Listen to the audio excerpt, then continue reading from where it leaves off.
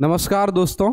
आज हम लोग अपना जो सेंटर ऑफ मास का जो पार्ट है, motion of centre of mass और कंजर्वेशन ऑफ मोमेंटम, उसके 2 लेक्चर कर चुके थे। आज उसका अगला लेक्चर है। ये 3 पार्टों में डिवाइड है। ठीक, ऐसा है, बहुत सारे क्वेश्चंस होते हैं, बहुत सारे प्रॉब्लम होती हैं, तरह तरह की प्रॉब्लम है। 1 या 2 वीडियो में वो कवर अप नहीं हो रही थी। ठीक है, आज का वीडियो हो सकता है थोड़ा सा छोटा बने, क्योंकि ज़्यादा प्रॉब्लम्स है नहीं है, 2-3 प्रॉब्लम है। उसके बाद ज़्यादातर सेंटर ऑफ मास के मोशन की प्रॉब्लम खत्म हो जाएंगी। ठीक, तो शुरुआत करते हैं अपनी पहली प्रॉब्लम। कल मैंने आपको बताया था स्प्रिंग प्रॉब्लम हो गई थी और ब्लॉक प्रॉब्लम हो गई थी, ब्लॉक ऑन बेज और पर्सन ऑन अ प्लैंक हो गई थी। आज हमको देखनी है प्रोजेक्टाइल प्रॉब्लम। ठीक है, और प्रोजेक्टाइल प्रॉब्लम से रिलेटेड कुछ 2-3 क्वेश्चन भी करने हैं। ठीक, ऐसे ही हमको एक और देखना है कि 2 बॉडी को वर्टिकल में हम किस तरीके से डिस्प्लेस कराते हैं, तब क्या होता है सेंटर ऑफ मास के मोशन की कहानी। ठीक, और एक बीड और एक पार्टिकल का मोशन देखेंगे। तो 2-4 अच्छी अच्छी चीजें हैं, वो देखते हैं। तो सबसे पहले है सेंटर ऑफ मास। हम देखते हैं किसी प्रोजेक्टाइल मोशन का किस तरीके से कैसे क्या काम करता है। देखो, हमारे पास एक बॉल है एम मास की। ये आपका क्वेश्चन 1 है। ये बॉल है एम मास की और इसको फेंका जाता है। इसकी वेलोसिटी आपको दे रखी है 50 मीटर पर second.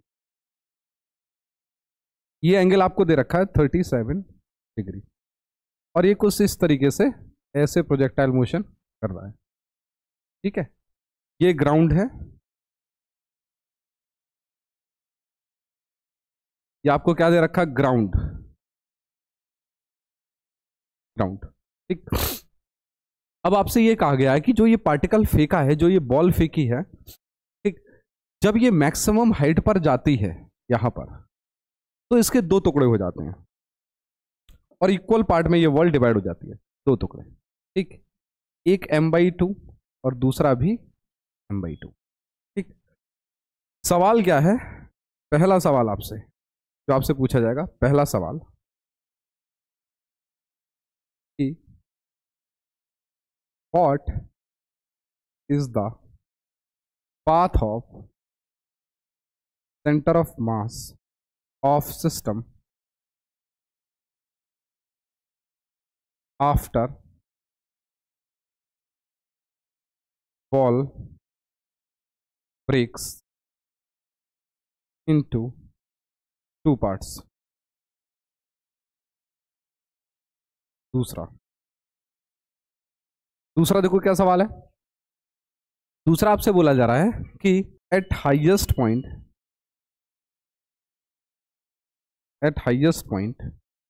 Ball breaks into 2 equal parts.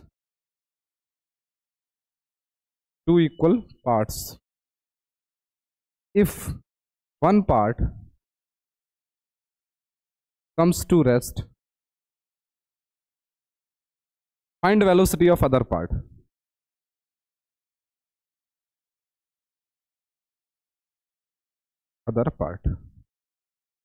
ठीक, तीसरा सवाल आपसे, find the range of other part। जो टूटा हिस्सा है जिसको वेलोसिटी मिली है, उसकी टोटल रेंज बतानी है। कहां से, यहां से, वो लोकेशन से बतानी है कि कितनी दूर जाकर गिरे। ठीक, तो ये आपके सामने क्वेश्चन है, बहुत ज़्यादा पूछा जाता है। अब देखो इसमें कहानी क्या क्या है और कैसे कैसे बातें हमें करनी है सारी। देखो, बॉल को फेंका, प्रोजेक्टाइल मोशन बॉल कर रही है। ठीक, अब जब बॉल यहां से यहां तक पहुंची तो उसकी कहानी बिल्कुल सेम चल रही है जैसे आपने प्रोजेक्टाइल मोशन में पढ़ा था। अगर आप यहां पर h निकालेंगे, h मैक्स कितनी है, u square sine square theta over 2g। h max आपके पास कितनी आ जाएगी, 50 इंटू साइन स्क्वायर थीटा। तो साइन 37 कॉस 37 होता है 4/5 और साइन 37 होता है 3/5। तो 3/5 का होल स्क्वायर अपॉन 2 इंटू 10।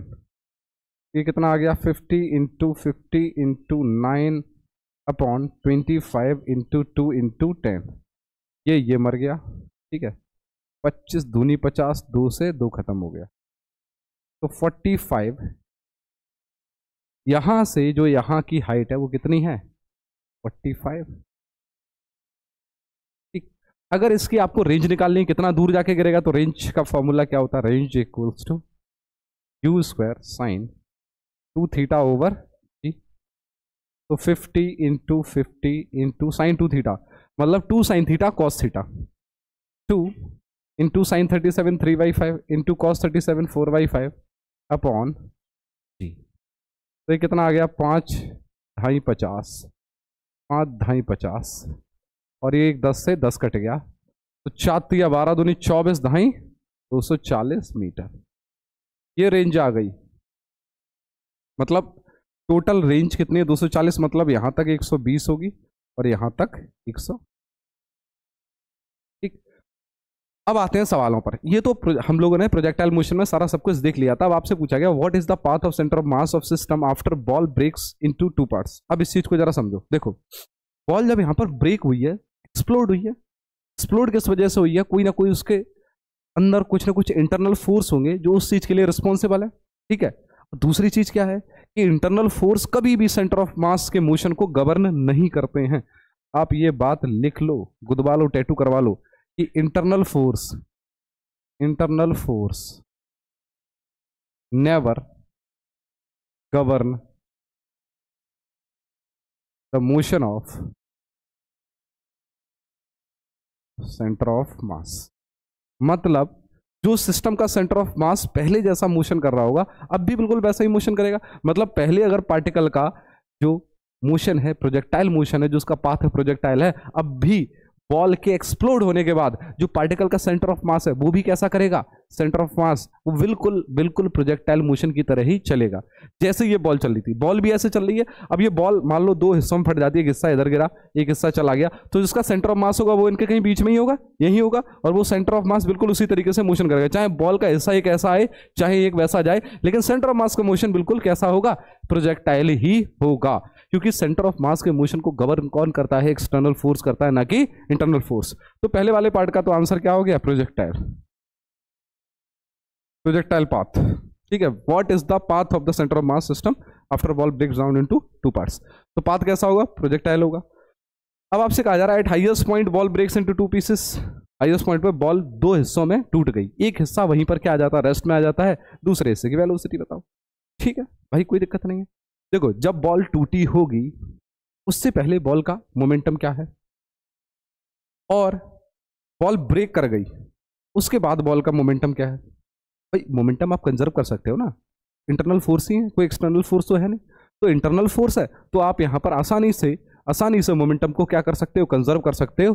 तो सेकंड पार्ट के लिए कंजर्वेशन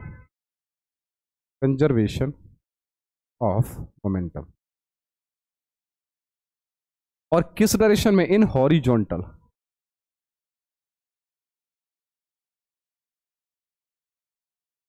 हमें क्या करना है, मोमेंटम को कंजर्व करना है। तो हॉरिजॉन्टल डायरेक्शन में हमने क्यों कंजर्व किया, आपको ये क्लियर दिख रहा होगा। अगर मैं वर्टिकल डायरेक्शन की बात करूं तो इस बॉल के नीचे एक फोर्स आ रहा होगा mg। ठीक, अच्छा नीचे अगर फोर्स आ रहा है mg तो मतलब वर्टिकल में तो फोर्स है, वर्टिकल में अगर फोर्स है तो मोमेंटम को हम कंजर्व नहीं कर सकते, एक्सटर्नल फोर्स है mg। लेकिन हॉरिजॉन्टल में कोई फोर्स नहीं है, हॉरिजॉन्टल में कौन सा फोर्स है, ये जा रही है, हॉरिजॉन्टल में कोई फोर्स ही नहीं। जब कोई फोर्स नहीं हॉरिजॉन्टल में तो हम मोमेंटम कहाँ कंजर्व कर सकते हैं, केवल और केवल हॉरिजॉन्टल डायरेक्शन में। तो initial momentum in horizontal direction क्या था, अगर मैं इस बॉल के 2 कंपोनेंट बनाऊं, एक इधर है u sin थीटा, तो 50 इंटू साइन 37 कितना आ जाएगा, 50 गुणा 3/5, 5 ढाई 50, 10 दिया 30 मीटर पर सेकंड, और इधर कितना आ जाएगा 40 मीटर पर सेकंड। भाई 50 cos 37, तो इधर कितना आ जाएगा 40 मीटर पर सेकंड।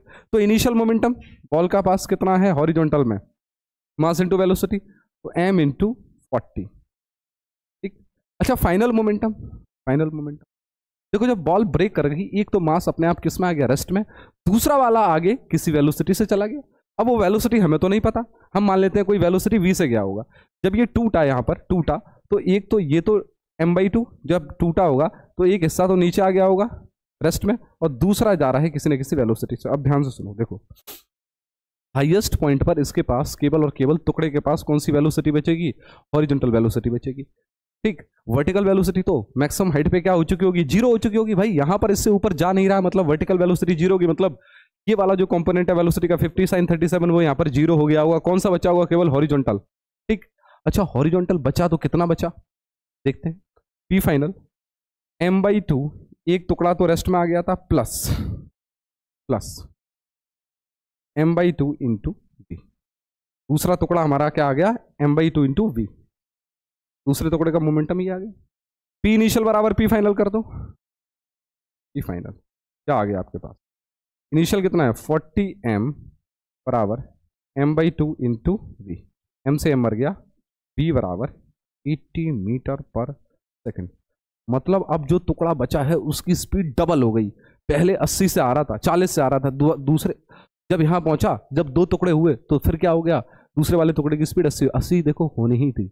एक टुकड़ा नीचे आ गया, उसका पूरा का पूरा मोमेंटम किसको ट्रांसफर हो जाएगा भाई, दूसरे वाले टुकड़े को। अगर दूसरा पहले 40 से जा रहा है तो दूसरा बाद में ऑब्वियस सी बात है 80 से जाएगा भाई। पहला वाला टुकड़ा रेस्ट में नहीं आता तो यहाँ पर कुछ ना कुछ वेलोसिटी में बदलाव होता है, लेकिन पहला वाला टुकड़ा रेस्ट में आके नीचे गिर गया तो सारा का सारा मोमेंटम किसको ट्रांसफर हो गया, दूसरे वाले टुकड़े को ट्रांसफर हो गया। अब आपसे क्या पूछा जा रहा है, आपसे find the range of the other part. अच्छा जो ये टुकड़ा टूटा है अब इसका रेंज बताओ। देखो रेंज बताने का सबसे आसान तरीका क्या है, ये तो क्लियर है कि 120 तो उसने पहले से ट्रेवल कर लिया है, ठीक है। अब यहाँ के बाद और उसे ट्रेवल करना है। अब यहाँ के बाद अगर आप उसे ट्रेवल करना, सुनो पहले स्पीड थी कितनी थी 40 हॉरिजॉन्टल में, तो 40 ने कितना उसको दूरी तय करवाई 120। अब स्पीड 80 है तो दूरी भी क्या हो जाएगी, डबल हो जाएगी, 120 की 240। मतलब यहां से ये टुकड़ा जाके यहां कहीं गिरेगा और ये वाली जो दूरी होगी वो कितनी होगी, वो 240 होगी। तो यहां से कितना रेंज कवर किया, 120 प्लस 240, तो ये रेंज कितनी आ जाएगी, रेंज इक्वल्स टू 120 प्लस 240 बराबर 360। या फिर आप यहां से लगा सकते हो प्रोजेक्टाइल फ्रॉम टावर। हाइट आपके पास है, ठीक है, इनिशियल वेलोसिटी आपके पास है, यहाँ पर सामने दी गई है, आप आसानी से निकाल सकते हो। प्रोजेक्टाइल फ्रॉम टावर में मैंने केस करवाए हैं, आप वहां से देख सकते हैं इसको। ठीक, तो ये प्रोजेक्टाइल मोशन का थोड़ा सा एक छोटा सा हिस्सा था, ठीक है। इस पर प्रॉब्लम बहुत सारी आ जाती है कभी कभार, तो आप इसको ध्यान से देखिए। अगर ये बोला जाए एक बॉम्ब है, बॉम्ब प्रोजेक्टाइल मोशन कर रहा था, अचानक से फट गया, 3 हिस्सों में चला गया, उसके सेंटर ऑफ मास का मोशन कैसा हुआ, तो ध्यान रखना अगर पहले प्रोजेक्टाइल कर रहा तो बाद में भी क्या करेगा, प्रोजेक्टाइल ही करेगा। ओके, चलते हैं अपने अगले सवाल पर। देखो अगला सवाल हमारे पास क्या, ये हमारे पास एक ग्राउंड है,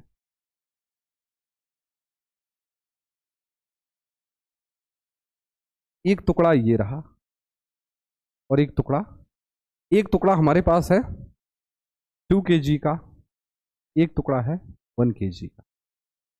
ये ऊपर जा रहा है 100 मीटर पर सेकंड से और ये नीचे आ रहा है 50 मीटर पर सेकंड।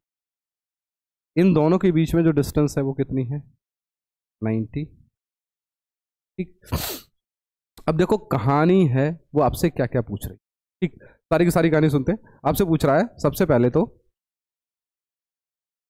आपसे पूछा जा रहा है find the initial height of the centre of mass from the ground. पहला find initial height of centre of mass from ground, पहला सवाल। दूसरा सवाल है find the initial velocity of centre of mass, find initial velocity of centre of mass. तीसरा सवाल आपसे पूछा रहा है find acceleration of centre of mass, acceleration of centre of mass. और चौथा सवाल है find maximum height of centre of mass from ground, find maximum height of centre of mass from ground. ये आपके सामने सारे के सारे सवाल है। देखो ये दोनों टुकड़े मोशन कर रहे हैं, तो ऊपर जा रहा है वह नीचे आ रहा है, ठीक है। आपसे क्या पूछा गया, find initial height of centre of mass from ground. अगर मैं यहीं बैठ जाता हूं, इसी को 0,0 ओरिजिन मान लिए, तो आपको एक चीज दिख रही होगी, आपको क्या चीज दिख रही है कि इसका एक्सियम तो क्या हो जाएगा, तो 0 हो जाएगा भाई। एक्स में कोई मोशन ही नहीं है, वाई में मोशन है, तो वाई में ही सेंटर ऑफ मास शिफ्ट करेगा, सीधी सी बात है। एक्स का तो कोई लफड़ा ही नहीं पालना है। हाँ वाई सी क्या होगा, वाई सी क्या होगा। अब देखो YCM कैसे निकालो, M1 Y1 plus M2 Y2 कौन है M1 प्लस, अगर इसको 0,0 माना था तो M1 कितना है 2 इंटू Y1 कितना है 0, और ये क्या होगा 0,90। अच्छा M2 प्लस M2 कितना है 1 इंटू Y2 कितना है 90 अपॉन M1 प्लस M2, तो 1 प्लस 2 3, तो 90/3, ये क्या आ गया 30 मीटर। मतलब यहां से हम कहां तक चलेंगे, मान लेते हैं यहां तक चले, ये क्या है पोजीशन ऑफ सेंटर ऑफ मास, ये क्या है पोजीशन ऑफ सेंटर ऑफ मास, ये कितना है 30 मीटर। आगे क्या पूछ रहा है, find the velocity of centre of mass, velocity भी निकालते हैं। तो VCOM क्या होगा M1 V1 तो 2 इंटू V1 कितना है 100, ऊपर की तरफ अगर हम वेलोसिटी पॉजिटिव लेते हैं तो 2 इंटू 100 प्लस M2 V2 कितना है 1 इंटू V2 कितना है माइनस का 50, भाई ये वेलोसिटी नीचे है ना, तो माइनस का तो हम लेंगे अपॉन M1 प्लस M2 कितना हो गया 3, तो 100 दूनी 200 माइनस 50/3, 150/3, 3 पंजे 15, ये कितना आ गया 50 मीटर पर सेकेंड। मतलब क्या है, ये जो सेंटर ऑफ मास आपको दिख रहा है ना, ये सेंटर ऑफ मास की लोकेशन, ये 50 मीटर पर सेकंड से कहाँ जा रहा होगा, ऊपर जा रहा होगा, मतलब 50 मीटर पर सेकंड से कहाँ जा रहा होगा, ऊपर की तरफ जा रहा होगा। इनिशियल वेलोसिटी है सेंटर ऑफ मास की, मतलब इस पूरे सिस्टम का सेंटर ऑफ मास कहाँ आया, यहाँ आया, और वो भी शुरुआत में कहाँ जा रहा है 50 मीटर पर सेकंड से कहाँ जा रहा है, ऊपर की तरफ जा रहा है। ठीक, अगला क्वेश्चन क्या है, find acceleration of centre of मास। तो एक्सीलरेशन निकालना क्या दिक्कत है, ACOM M1A1, देखो इसका एक्सेलरेशन G डाउनवर्ड्स है। अच्छा ये ऊपर बॉल जा रही है लेकिन फिर भी इसके लिए एक्सेलरेशन क्या है G डाउनवर्ड्स है, इसके लिए रिटार्डेशन है, उसके लिए क्या है वो ही एक्सेलरेशन है। ये वाला G इसके मोशन को सपोर्ट कर रहा है, ये वाला G इसके मोशन को अपोज कर रहा है। तो आप अगर नीचे वाला पॉजिटिव लेते हैं, नीचे वाला एक्सेलरेशन पॉजिटिव लेते हैं, ठीक है, तो इसके लिए तो क्या हो जाएगा वो नेगेटिव हो जाएगा, इसके लिए क्या हो जाएगा पॉजिटिव हो जाएगा। तो M1 कितना है 2 इंटू माइनस का 10 M1A1 plus M2A2 1 into 10 upon 3, M1 plus M2 तो माइनस का 20 प्लस का 10 अपॉन 3, कितना आ गया आपके पास, एक सेकंड, यहां भी माइनस का ही आएगा भाई, माइनस का ही तो आएगा ये माइनस, तो माइनस का 30/3 माइनस का 10 मीटर। अरे भाई नीचे हमने G माइनस का लिया ना, थोड़ा गलत हो गया, तो मैं वेलोसिटी को समझ रहा था, ये एक्सेलरेशन है। ठीक, आप जरा ध्यान से देखो ये कितना आ गया, तो माइनस का 10 मीटर पर सेकंड। ठीक है, अब सुनो देखो, सेंटर ऑफ मास कहाँ जा रहा है, ऊपर जा रहा है, एक्सेलरेशन सेंटर ऑफ मास का कहाँ है, नीचे की तरफ है, कितना है 10 है।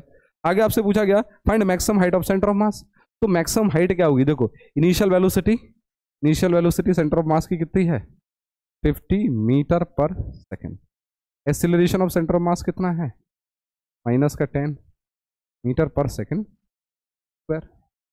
ठीक, आपसे हाइट पूछी गई है, अच्छा मैक्सिमम हाइट पे जब ये सेंटर ऑफ मास पहुंचेगा तो velocity of centre of mass क्या हो जाएगा 0, लगा दो V² equals to U² centre of mass plus 2 ACOM into S। ठीक, velocity of centre of mass 0 का स्क्वायर बराबर UCO, तो 50 into 50 minus 2 into 10 into S, तो 20 बराबर 50 इंटू 50 अपॉन 20 इंटू S, बिंदी से बिंदी खत्म, 2 से 25 पंजे 125 मीटर। तो पोजीशन ऑफ सेंटर ऑफ मास मतलब यहां से ये कितना ऊपर और जाएगा, यहां से कितना ऊपर जाएगा 125। ठीक, अच्छा अगर ग्राउंड से देखोगे, ग्राउंड से, तो ग्राउंड से ये कितना ऊपर ऑलरेडी है 30 मीटर, तो ऑलरेडी ऊपर है। तो ग्राउंड से सेंटर ऑफ मास कितना ऊपर होगा, फ्रॉम ग्राउंड ग्राउंड से कितना ऊपर होगा, तो 125 प्लस 30 कितना आ गया 155 मीटर, तो 55 ठीक, ये तो आ गया ग्राउंड से। अगला सवाल देखो भाई, हमारे पास एक स्ट्रिंग है,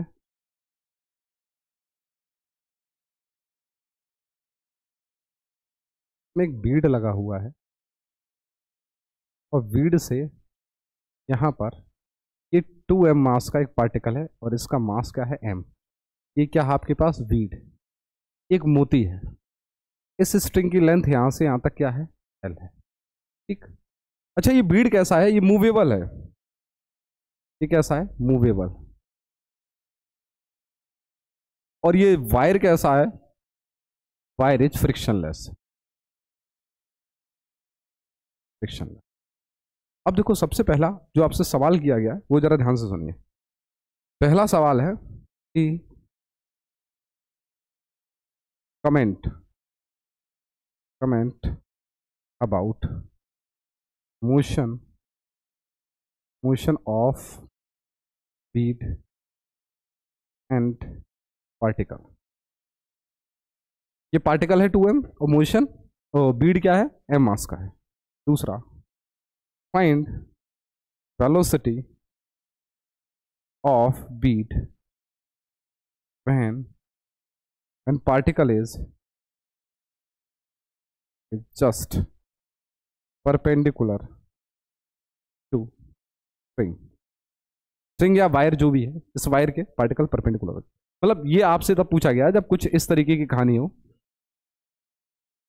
ये रहा बीड और ये कुछ इस तरीके से पार्टिकल 2m का लटका। ठीक, ये दो चीज आपसे पूछेगी। तीसरी भी चीज पूछी है, तीसरी आप खुद ही निकाल लेना, ये होमवर्क रहेगा आपके लिए। Find tension in the string. ठीक है, ये भी पूछ सकता है फाइंड एंगुलर वेलोसिटी, ये भी चीज पूछ सकता है। अभी मैंने आपसे केवल 3 चीजें पूछी है। तो सबसे पहले इसके मोशन को हम एनालाइज करते हैं और इसके तरह तरह के फिगर बनाते हैं। देखो इसका मोशन कैसा होगा, यहाँ पर ये रेस्ट में था, जैसे ही हमने छोड़ा ये बीड़ा कहाँ आना चालू हुआ, नीचे आना चालू हुआ। तो इसकी सिचुएशन कुछ देर बाद कैसी बनेगी, ये कुछ ऐसी बनेगी। मतलब ये वीड आगे बढ़ेगा, देखो ये कुछ ऐसी बनेगी। ये 2m है, ये m है, ये एंगल। अब थीटा है, अगर देखा जाए ये क्या होना चाहिए, नॉर्मल होना चाहिए। और इधर टेंशन एक्शन रिएक्शन में लगेगा, इधर क्या आना चाहिए, t cos थीटा, और इधर क्या आना चाहिए, t sin। और बीड का एक नीचे क्या आना चाहिए, mg, नीचे क्या आना चाहिए, mg। देखो ये फोटो बना है किसका, बीड का। ठीक, जरा ध्यान से देखो, n यहां पर किसको बैलेंस कर रहा है, n equals to mg plus. लेकिन t cos थीटा बीड को कहां लेकर जा रहा है, आगे लेकर जा रहा है। ठीक है, t cos थीटा बीड को आगे लेकर जा रहा है, मतलब इसके पास कुछ ना कुछ इधर एक वेलोसिटी आ गई होगी। अच्छा ये नीचे आ रहा है पार्टिकल, तो इसके पास भी कुछ ना कुछ वेलोसिटी आई होगी इधर, इसको u मान लेते हैं। ठीक, अब सुनो जरा ध्यान से, देखो दूसरा फिगर देखो, दूसरा फोटो देखो। कुछ देर बाद इस पार्टिकल की कहानी कुछ ऐसी होगी। बीड यहां पर आ चुका है, बीड यहां पर आ चुका है, और ये पार्टिकल। और कुछ देर बाद इसका जो फोटो बनेगा वो ऐसा, बीड यहां आ चुका होगा और ये और अल्टीमेटली बीड यहां पहुंच गया होगा, पार्टिकल फिर से स्वयं वाला आ चुका होगा। ठीक, ये मोशन चल रहा है। ठीक है, ऐसे।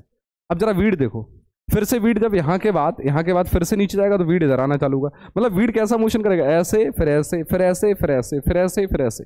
मतलब बीड हमारा जो मोशन कर रहा है, बीड का मोशन कैसा है, ऑसिलेटरी है। ठीक, अच्छा अगर हम बीड पर बैठ जाएं तो ये देखो जरा ध्यान से, ये पहले तो ऐसे आया, देखो ऐसे, फिर ये ऐसे, ये ऐसे, ये भी ऑसिलेटरी मोशन कर रहा है, लेकिन किस टाइप का, सर्कुलर मोशन कर रहा है ये। ठीक, तो क्योंकि बीड SHM कर रहा है और ये कैसा कर रहा है, रोटेशन मोशन। ठीक है, पेंडुलम की तरह।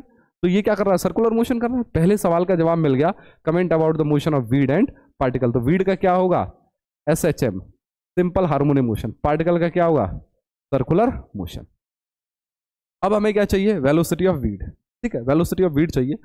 तो हम क्या करते हैं, देखो इसमें भी कहानी क्या है, जब वीड को हमने छोड़ा इनिशियली तो वीड कहाँ आया, नीचे आया। अच्छा नीचे आया तो एक चीज आपको समझ में आ रही होगी, यहाँ आप क्या लगा सकते हो, कंजर्वेशन ऑफ मोमेंटम, क्योंकि सारे के सारे इस पूरे सिस्टम पर देखो तो केवल केवल इंटरनल फोर्स लग रहे हैं, एक्सटर्नल जो फोर्स लग रहे हैं वो क्या है, वर्टिकल डायरेक्शन में लग रहे हैं, mg वर्टिकल डायरेक्शन में लग रहा है, ठीक है, नॉर्मल उसको बैलेंस कर रहा है, तो वर्टिकल डायरेक्शन वाले फोर्स बैलेंस हो रहे हैं, वर्टिकल डायरेक्शन में एक्सटर्नल फोर्स लग रहा है, लेकिन हॉरिजॉन्टल में कोई फोर्स नहीं लग रहा। अच्छा इसके सेंटर ऑफ मोशन की अगर हम स्टडी करें तो अभी जब ये ऐसा था, ऐसा था, ये m है, ये 2m है, इसका सेंटर ऑफ मास आप निकाल सकते हो, इसको 0,0 मान लो और इसको क्या मान लो, l,0 आप निकाल लोगे, किसके नजदीक आएगा, 2m के ज्यादा नजदीक आएगा, ठीक है। वही सेंटर ऑफ मास अपने आप वर्टिकल में नीचे मूव कर रहा है, फिर ऐसा आ गया, फिर ऐसा आ गया, फिर ऐसा आ गया, मतलब सेंटर ऑफ मास वर्टिकल में मूव कर रहा है। इसका जो सेंटर ऑफ मास है वो डिस्टर्ब कहां हो रहा है, centre of mass, centre of mass disturbs in vertical direction. सीधी सी बात है, वर्टिकल डायरेक्शन में सेंटर ऑफ मास डिस्टर्ब हो रहा है। भाई हॉरिजॉन्टल में तो कोई लेना ही देना नहीं है, हॉरिजॉन्टल में कोई फोर्स ही नहीं है, आप खुद देख लो, आपको कोई भी हॉरिजॉन्टल में फोर्स दिख जाए, ये मत कहना sir T cos theta, T cos theta एक कंपोनेंट आया टी का, टी क्या है, एक इंटरनल फोर्स है, इंटरनल फोर्स कुछ नहीं करता है, इंटरनल फोर्स कुछ नहीं करता है, मतलब सिस्टम के मोमेंटम में कोई अंतर नहीं डाल सकता इंटरनल फोर्स, तो हम यहाँ आसानी से मोमेंटम कंजर्व कर सकते हैं। अगर मोमेंटम कंजर्व कर सकते हैं, देखो हमने मान लिया था वी वेलोसिटी, इसकी क्या थी, यू, इनिशियली जब सिस्टम को रेस्ट से छोड़ा गया था, ठीक है। अभी यहां पर ये इसकी वेलोसिटी इधर क्या है v, और इसकी वेलोसिटी इधर क्या है u, ठीक। तो इनिशियल मोमेंटम कितना था सिस्टम का जब यहां से छोड़ा गया था रेस्ट से, तो 0 था। फाइनल मोमेंटम देखो m इंटू वी प्लस इसका u इधर है, तो 2m इंटू माइनस u, ठीक। p इनिशियल बराबर p फाइनल, तो ये mb बराबर क्या हो जाएगा, 2mu, m से m मर गया, तो v बराबर 2। अच्छा एक दूसरे की वेलोसिटी क्या आ गई, डबल आ गई, एक डबल है दूसरी क्या है उसकी आधी है, ठीक। अच्छा ना हमें v पता है ना हमें u पता है, तो यहाँ पर और क्या लगा सकते हैं, कंजर्वेशन ऑफ एनर्जी, ठीक, आप ये और लगा सकते हो यहाँ पर कंजर्वेशन ऑफ एनर्जी, तो यही कर देते हैं। देखो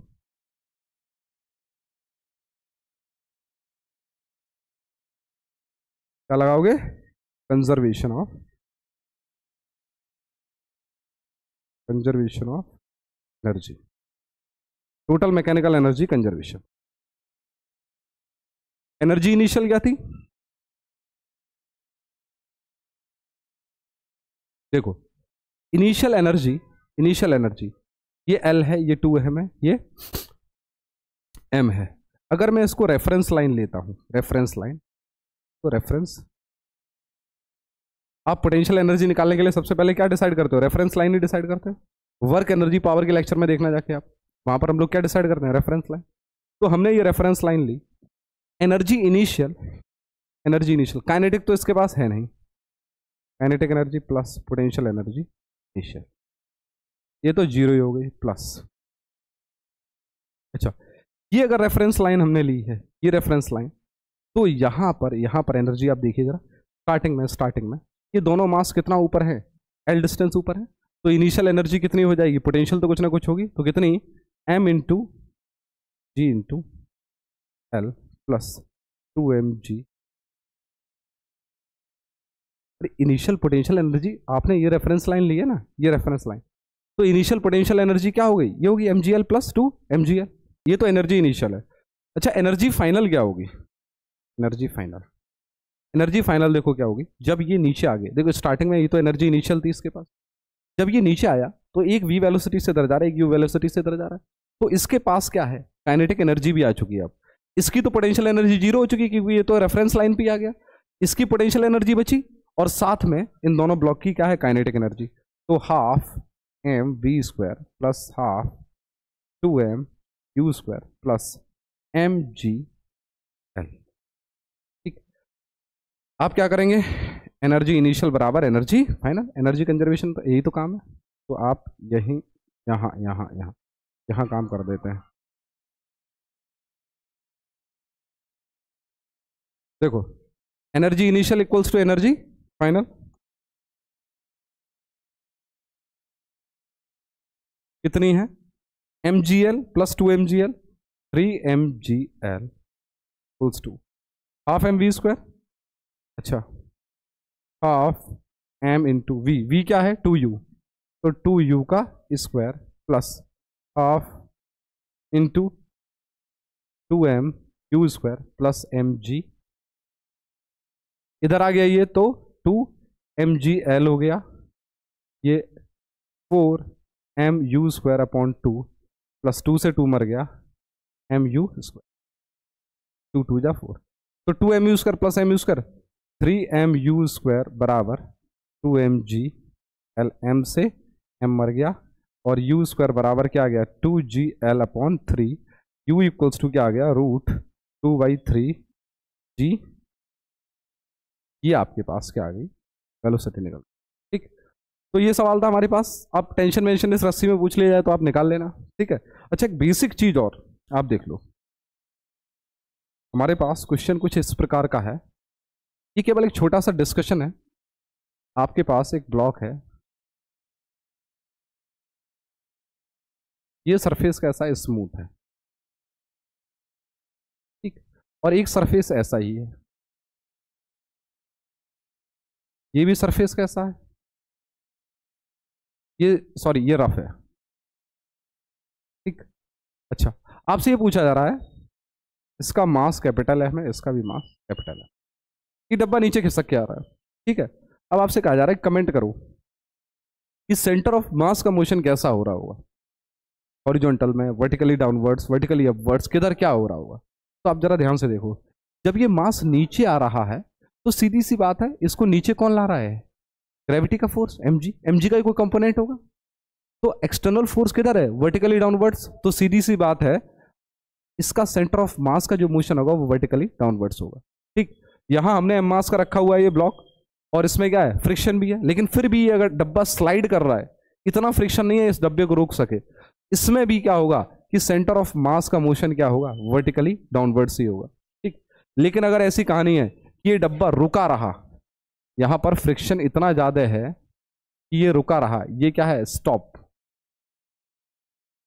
है, ठीक, तो इसके सेंटर ऑफ मास का मोशन होगा ही नहीं, जहां पहले था वहां अब भी रहेगा, ठीक। तो तीनों के हिसाब समझ लो, इसमें सेंटर ऑफ मास नीचे मूव करेगा, इसमें भी क्या करेगा नीचे मूव करेगा, और इसमें सेंटर ऑफ मास मूव नहीं करेगा जब डब्बा क्या है रुका हुआ है वेज के ऊपर। तो ये सेंटर ऑफ मास के कितने क्वेश्चन थे, सारे के सारे मोशन ऑफ सेंटर ऑफ मास के खत्म हो चुके हैं, ठीक है। इसमें हमने मोमेंटम कंजर्वेशन भी देख लिया, तो अगला हमारा टॉपिक है वो इम्पल्स मोमेंटम थ्योरम है। तो मिलते हैं कल आपसे इसी समय।